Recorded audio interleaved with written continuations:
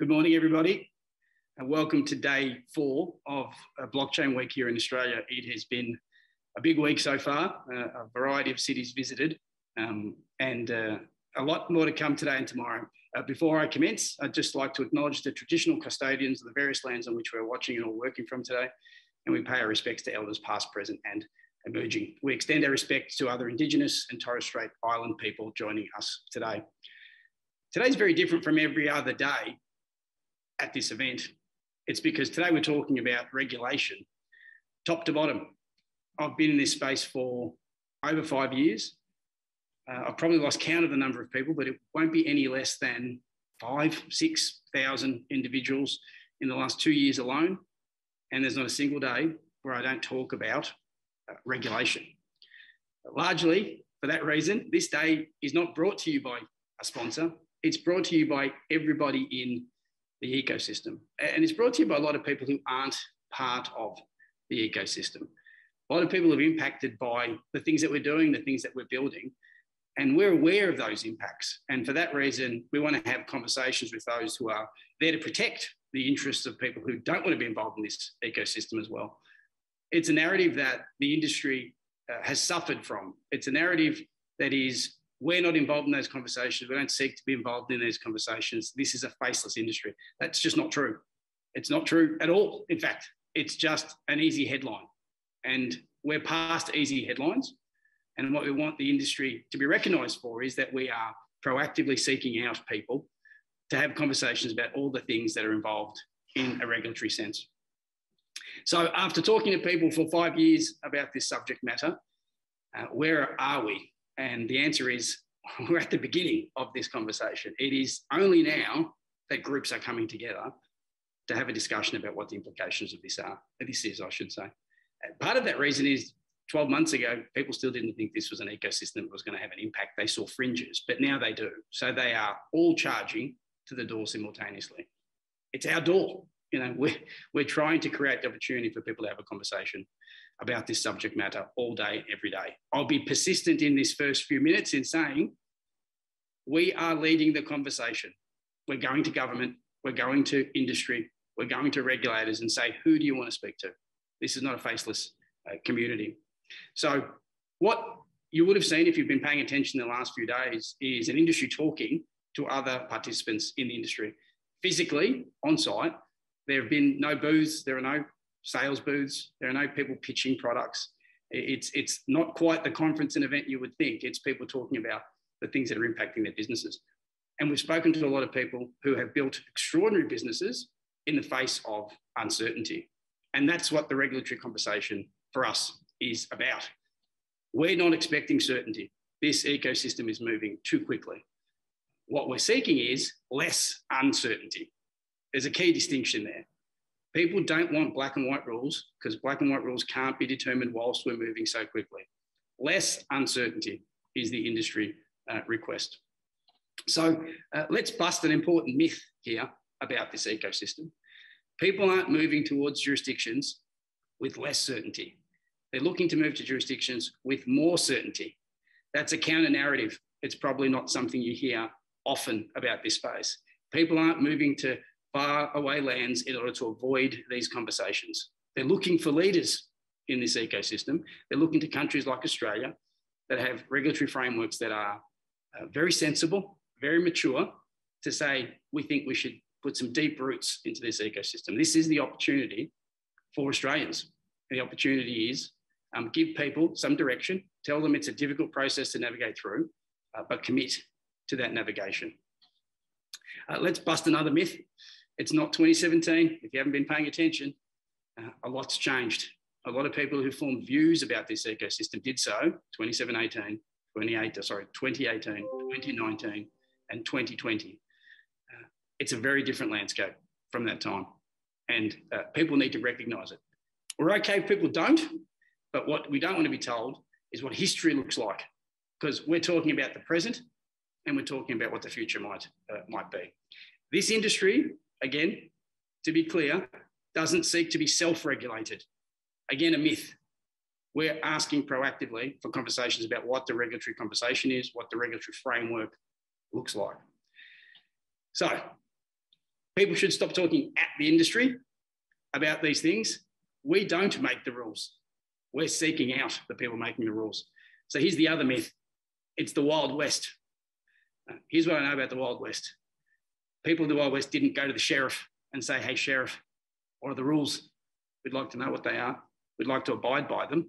Can you give us some certainty? So we want to shut that myth down and let people know that we're seeking out the decision makers and we're seeking clarity. So the Wild West would suggest we've made the rules or ignoring the rules. We are not. Again, part of the narrative is that the ecosystem is unregulated. It's not unregulated, might be underregulated. It is regulated, and people are behaving in a very rational and reasonable way. Illegal is not unregulated. Illegal is not underregulated. They're tiresome conversations, to be honest, but I'm happy to have them all day, every day, because people are conflating subjects that should not be confused. And we don't want that confusion to be there. We as an industry say, we might not have communicated it particularly well to this point in time. We wear that responsibility, but we've also been trying to build businesses. So the notion that the industry itself and individuals who are not necessarily coordinated in a way should stop doing what they're doing, talk to everyone else in their industry, and try to find an outcome, to be honest, is a bit rich for us, but it's happening now. We've realised if that's what's going to be asked, well, we'll do that. When I was talking to Heath Evans, who's been helping us with the socials in relation to this, he said the thing that he observed from afar was this is an industry event where industry competitors sit side by side, not to compete for business, but to try to move the ecosystem forward. In any other room, very unusual to see the people who are leading the conversation, not trying just to get market share. But that's not the nature of the conversation in these rooms. People are trying to take collectively that conversation forward. And let's talk about data, because we want to talk about the information that we don't have. What we don't have as an industry is information being provided in a timely fashion at some considerable scale that lets us know where the concerns that are coming from sometimes government, from regulators, what they are. We don't know. We don't know. I can tell you on the record here, I don't have the information provided to me that speaks to the concerns that the regulators have. And we understand that's because in many cases, they don't have that information. The information is being accumulated. So we know that given that the information isn't there, we just want to make the point that we're not acting in the face of information that we're being provided. We're all saying we need more information about the concerns that are giving rise to conversations around scams, for example. And let's talk about scams. Let's talk about scams a lot. Let's talk about scams day and night. As an industry, that's a subject matter we want to talk about because we can distinguish between scams and things that seek to and do involve language around the industry.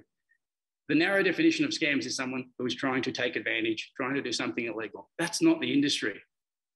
You know, we shouldn't be besmirched as an industry because people are trying to take advantage of it. When people are subject to romance scams and phishing scams, no one blames the person who's being impersonated, but they blame the industry when the industry is being drawn into a conversation that does not include them. There's not a single day that goes by where I don't read a headline that says something about cryptocurrency or scams. And when you read the article, read the content, it's a scam where someone has preyed on a lack of information.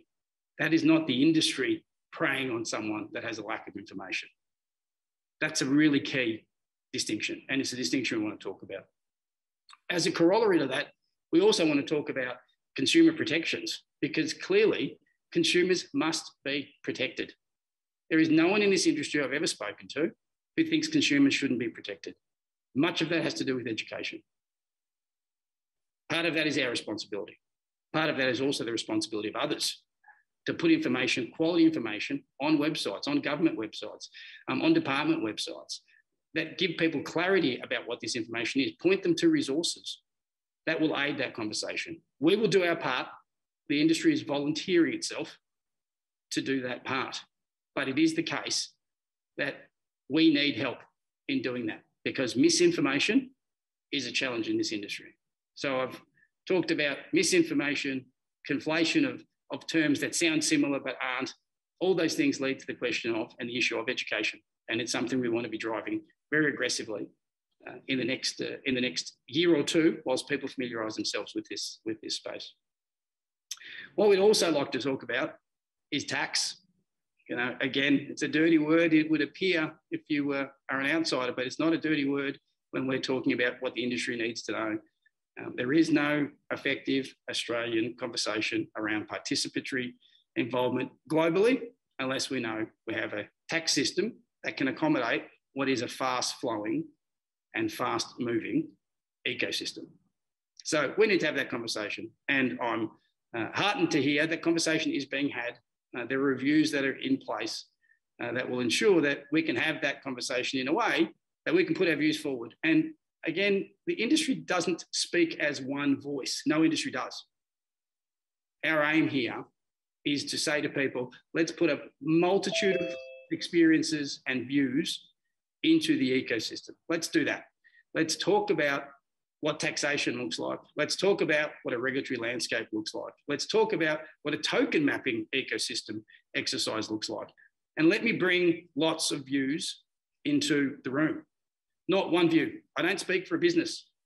And when I speak for an industry, I speak for industry broad, industry-wide views.